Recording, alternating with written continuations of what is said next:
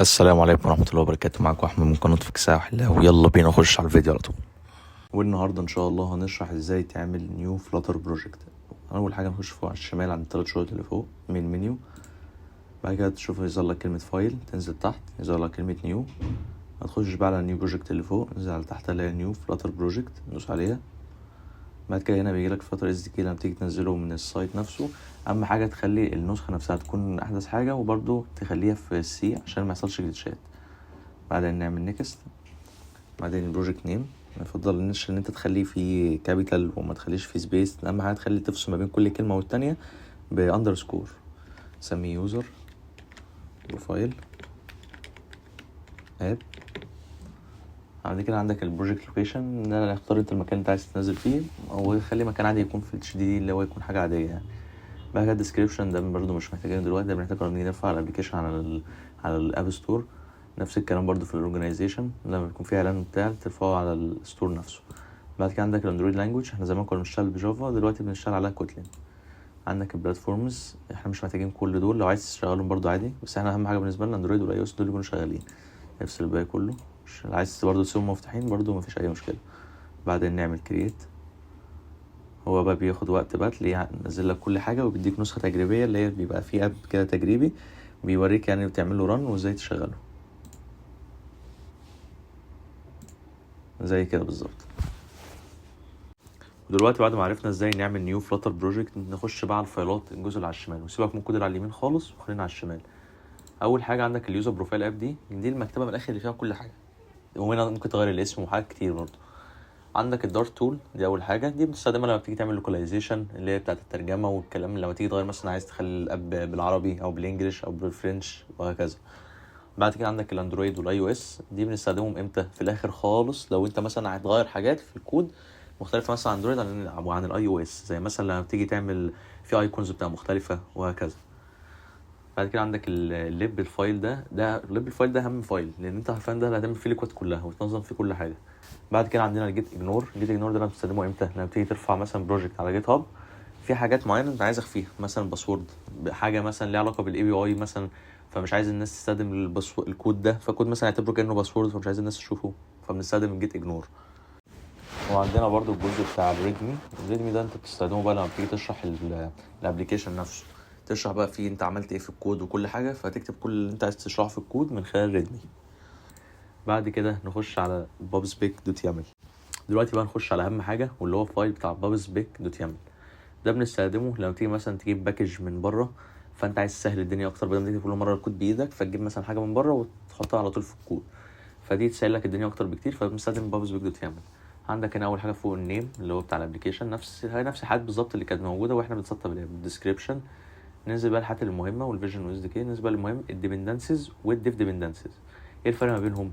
الديبندنسز دي هي الباكج، انت المفروض دلوقتي تحط الكود، حلو الكلام، الكود ده هيفضل موجود معاك خلال فتره التطوير بتاعه يعني بتاعه الديفلوبر، انا دلوقتي وهيفضل موجود معاك حتى لما لما الابلكيشن يترفع على الستور. لكن الديف ديبندنسز انت الكود بيبقى معاك كديفلوبر، بس اول ما بتيجي ترفعه على الستور الكود ده الباكج بتاعته بتتشال. الكلام ده امتى؟ لما بتكون بيترفع على الستور، فالكلام ده في الديف ديبندنسز.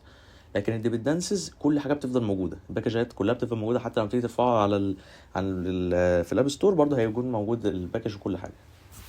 وهنا بقى عندنا الجزء بتاع فلاتر، والحته دي بقى انت هنا بتبقى فيه الاسيتس، لو عايز تضيف مثلا صور، عايز تضيف الايكونز، عايز تضيف بقى اللي هو الفونت، لو عايز تغير الفونت او تحت هنا بتغير الفونت. وبس تقريبا ده كل حاجه ليها علاقه بالبابسبيك.yaml. وقبل بقى ما نخش على الكود، نخش على اهم حاجه اللي هي انت تتاكد ان انت كل حاجه انت عملتها متسطبه صح. اول حاجه لازم تنزل ديفايس مانجر، انا منزله كده، وتنزل حاجه تكون جهازك مستحملها. تعمل هنا اهو كولد بوت او تدوس على علامه الرن، الاتنين نفس الشيء يعني هيشتغلوا نفس الحاجه. هياخد منك وقت شويه في الاول، بعد كده تلاقيه اشتغل معاك على طول. خد الوقت بقى عشان تخلي الكود نفسه والاندرويد ستوديو يشتغل على الايميليتور، تدوس فوق عند الشمال لو شايف كلمه ويندوز، تغيرها تخليها الموبايل اللي انت اخترته، انا مشغل على بيكسل 3 ايه، ادوس عليه.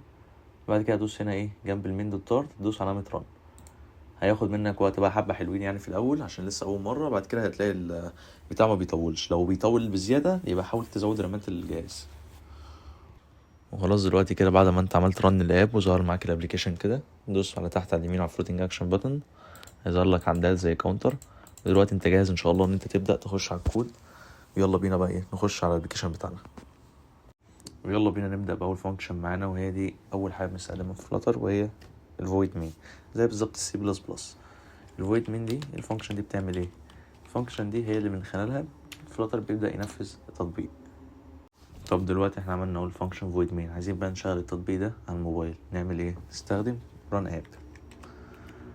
طب دلوقتي احنا ظاهر اكتر من ران اب، في كابرتينو، في ماتيريال، وفي ويدجت. احنا دلوقتي هنشتغل على اتنين، في ماتيريال وكابرتينو. ايه اكتر حاجه بنستخدمها؟ ولا 99% هي الماتيريال اللي هي بتاعت الاندرويد. كابرتينو دي بنستخدمها مع الايفون، اللي هو زي مثلا عايز اجيب ويدجت ايكون معينه وهكذا، دي بنستخدمها من كابرتينو. احنا دلوقتي هنشتغل على ايه؟ على الماتيريال عادي جدا. دلوقتي ظهر معانا 2 ايرور. عرفت منين؟ فوق على اليمين في علامه تعجب اهو ظهر لك 2 ايرور. في ظهر لك ان هو expected to find سيمي كولون في الاخر، وفي بيقول لك ان انت ايه، ان هو مش فاهم الطيب، او في مفيش اي انواع محطوطه في الران اب اصلا. طب انت دلوقتي اهو حط سيمي كولون سهل. دلوقتي فاضل ايه؟ ايرور واحد. دلوقتي بقى الايرور التاني ان هو عايز يتحط ايه؟ ويدجت. عرفت منين؟ هندوس على الران اب اهو ظاهر ان هو void run app widget app، وتحت هنا التايب void function widget، يعني هو محتاج ايه؟ widget. طب ازاي نعمل في فلاتر ويدجت؟ سهله جدا. هنعمل كلاس، نكتب اسم بعد اي كلاس دايما بيبقى الكلمه اول حرف فيها منها بيبقى ايه؟ كابيتال. نسميه ماي اب.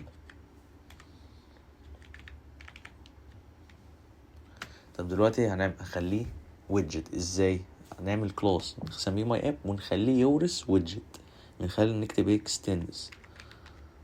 بعدين نخليه يورث. احنا عشان يورث محتاج حاجتين عشان يبقى ويدجت، يا stateless ويدجت يا stateful ويدجت.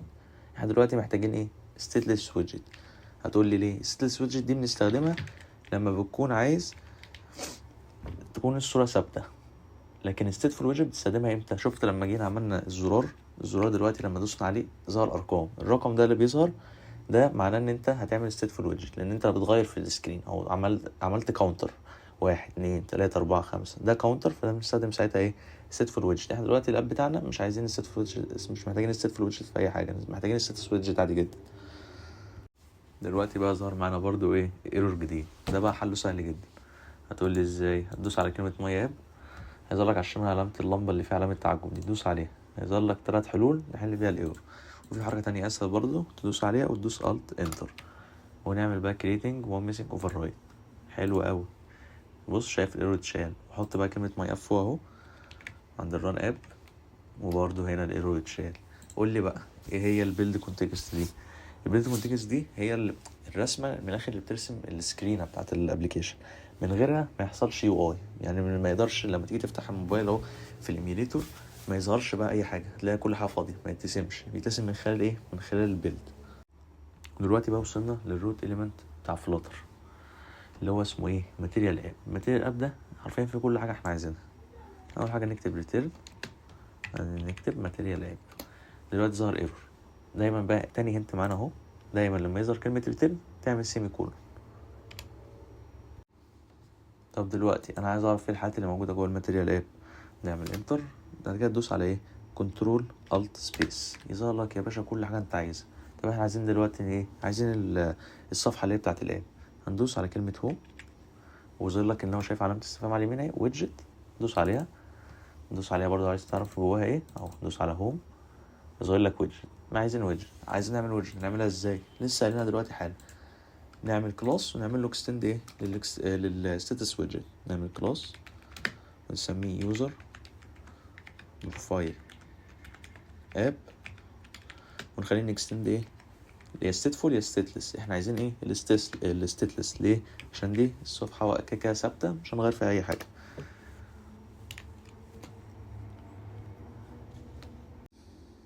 برضو نفس الايرور ظهر معانا تاني. هنعمل ايه؟ ندوس على يوزر بروفايل اب، نعمل الت انتر، ندوس على اول واحده اللي هي كرييت وان ميسنج اوفر رايد. بعد كده ايه؟ نكتب بقى الويدجت اللي عملناها نكتبها فوق عند الهوم اهو. كده دلوقتي هيظهر ايرور عشان احنا عاملين ثرو ايه؟ ان امبلمنتد ايرور، فهو كده هيبعت ايرور اساسا. نعمل ران، نزل الموبايل اهو، بص ظهر ايرور. ايه الحل؟ نبعت هنا بقى ايه؟ نعمل ريتيرن في اليوزر بروفايل ويدجت نفسها بتاعت اليوزر بروفايل اب، نعمل لها ريتيرن، نعمل بقى اي ويدجت مثلا ايه بليس هولدر. انا مش هخش في اي تفاصيل خالص عشان ايه الصفحه الجايه ان شاء المره الجايه باذن الله نشرح بقى ايه الابلكيشن يوزر بروفايل اب. نعمل هنا بقى قلنا بعد اي ريتيرن نعمل سيمي كولون اهو، نعمل ايه كنترول اس، هنعمل هوت ريلود بدل ما الصفحه بقى كل شويه نعمل ندوس على زرار رن، ندوس كنترول اس هتلاقي عملت لوحدها. في دلوقتي علامه فوق على اليمين مثلا الديباج، انت عندك قلت لك الماتيريال اب ده حرفيا الروت اليمنت هو الاسطوره في كل حاجه. نعمل كنترول الت سبيس، عايزين نشيله اهو في ظهر لك ديباج شو تشيكد مود بانر، ندوس عليها. طب انا عايز اعرف نوعها دلوقتي اهو، بص زي لك تايب بوليان، بوليان يعني او ترو او فولس، عايزين نشيلها نكتب فولس، ندوس كنترول اس اهو عشان ننجز بدل من كل مره ايه نعمل هوت ريستارت ندوس فوق تعمل كنترول اس اللي اتشالت على طول لوحدها. طب عايزين نعرف برضو ايه نخش بعدك بحاجه كمان من التريل اب، حاجه مشهوره جدا واللي هي السيم مود. انت مثلا عندك لايت مود، دارك مود، تدوس على السيم مود. عايز برضو تعرف ان هو تدوس عليها هيظهر لك التايب سيم مود، نكتب هنا اهو سيم مود اهو، تختار هنا بقى انت عايز الابلكيشن يبقى لايت مود ولا دارك مود وهكذا. عندك برضو حاجه اسمها انيشال راوت، بس انيشال راوت دي بنستخدمها امتى؟ انيشال راوت دي بنستخدمها لما عايز نستخدم اكتر من راوتس، لان في حاجه اسمها هنا اهو راوتس دي لما يكون بقى صفحات كتير فبنستخدم معاها ايه انيشال راوت. لكن ما ينفعش تستخدم انيشال راوت والهوم موجوده، الهوم دي بنستخدمها لما يكون في ايه حرفيا هي صفحه واحده محتاجين. احنا دلوقتي شغالين على ايه على صفحه واحده، فنشيل بقى دول ونشيل برضو السيم مود، احنا كده مش شغالين على سيم مود. وبس كده كفايه قوي كده النهارده كده، الحمد لله انجزنا يعني معلومات كتير، وان شاء الله من المره الجايه نبدا بقى نشتغل على ايه اليوزر بروفايل اب باذن الله. يعني احنا كده النهارده عرفنا ازاي تعمل ران الاب، تعرف ان ازاي تعمل نيو بروجكت ليه، وتعرف بقى الحاجات الاساسيه اللي لما تيجي تعمل ران الاب نعمله ازاي. ان شاء الله المره الجايه بقى نبدا بقى نخش في اليو اي بالرود ماب اللي احنا عاملينها، وعلى خير باذن الله.